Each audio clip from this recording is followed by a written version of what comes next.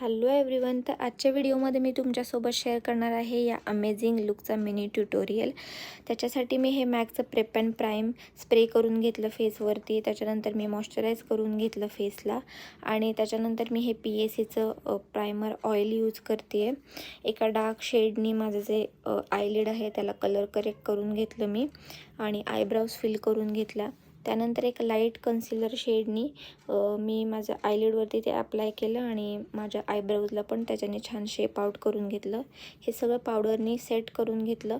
त्यानंतर आज मी या व्हिडिओमध्ये मी एक ड्रामॅटिक लुक करण्याचा प्रयत्न केला आहे। तर ब्राऊन शॅडोज आणि असं मी हा लुक अचीव करण्याचा प्रयत्न केला आणि त्याच्यानंतर मी हे गोल्डन शिमर अप्लाय केलं आणि आयलायनर अप्लाय केला। त्यानंतर मी पूर्ण फेसवरती कलर करेक्शन करून घेतलं एका डार्क ब्राऊन शेडनी।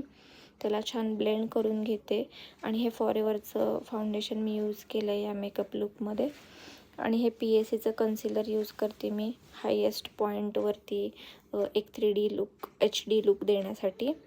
हे छान सगळं ब्लेंड करून घेतलं कन्सिलर। तुम्हाला कुठल्याही प्रोडक्टचे जर लिंक हवे असतील तर मला कमेंट्समध्ये कमेंट करू शकता तुम्ही, मी तिथे लिंक प्रोव्हाइड करेल।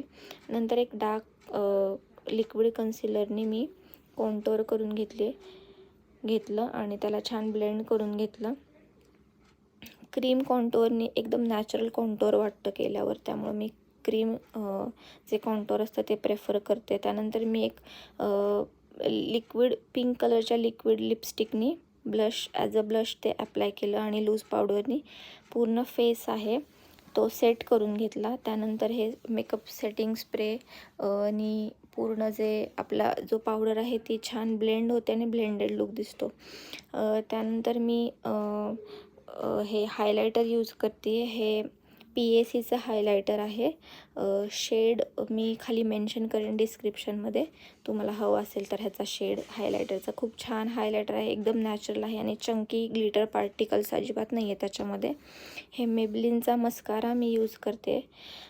शेवटपर्यंत व्हिडिओ नक्की बघा आणि तुम्हाला आवडला तर व्हिडिओला लाईक आणि कमेंट करायला विसरू नका आणि चॅनलला सबस्क्राईब करायलाही विसरू नका।